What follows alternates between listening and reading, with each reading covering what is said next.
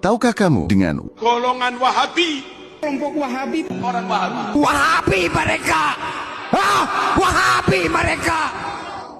sebuah istilah atau julukan yang mungkin sudah tidak asing lagi bagi banyak di antara kalian? Bagaimana tidak? Julukan Wahabi sering menjadi kalimat pamungkas bagi orang yang malas berpikir dan enggan diingatkan. Diingatkan soal syirik, Wahabi. Diingatkan soal konser berkedok kajian, Wahabi. Bahkan diingatkan soal dampak lingkungan karena tambang, Wahabi. Memang sungguh aneh sekali. Karena itu akhirnya membuat banyak orang penasaran dengan apa itu Wahabi. Sebenarnya julukan ini hinaan atau pujian? Bagaimana tidak? Pasalnya julukan ini selalu disematkan kepada orang-orang yang rasional, berpengetahuan, dan kritis dengan adanya keburukan di sekitar mereka.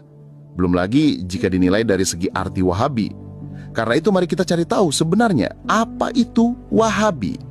Secara bahasa, Wahabi diambil dari salah satu nama Allah yaitu Al-Wahhab, yang artinya Sang Maha Pemberi Karunia.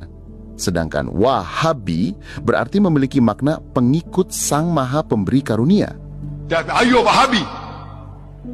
That Al-Wahhab is one of the attributes of Allah subhanahu wa ta'ala, the bestower. I am a follower of Allah and Al-Wahhab. In that way I am a Wahabi. No. Are you that sect? I said no sect. I am a Muslim. Bukannya hal ini merupakan sesuatu yang baik, karena siapa yang tak ingin menjadi pengikut Zat yang Maha Memberi? Namun sebenarnya, sebutan Wahabi merujuk kepada gerakan dakwah yang dinisbatkan kepada Syekh Muhammad bin Abdul Wahab, seorang ulama asal Najd yang hidup di abad ke-18. Dakwahnya sederhana, yaitu mengajak umat kembali kepada kemurnian tauhid, menjauhi syirik, bid'ah, tahayul, dan khurafat yang selalu menjadi problem sejak zaman dahulu.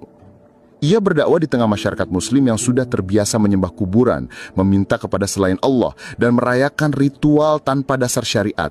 Tentu saja, dakwah seperti ini tidak disukai oleh banyak kalangan, terutama mereka yang sudah nyaman dalam kesesatan.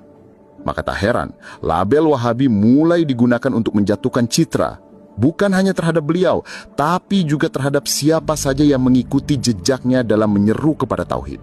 Dan kini, ratusan tahun berlalu, label itu masih digunakan, bahkan makin absurd kriterianya. Padahal, jika kita jujur, orang-orang yang hari ini sering dicap sebagai Wahabi justru mereka yang paling taat kepada pemerintah, yang paling menjauhi kekerasan, yang paling menjaga adab, dan paling tidak sibuk mengurusi urusan pribadi orang lain.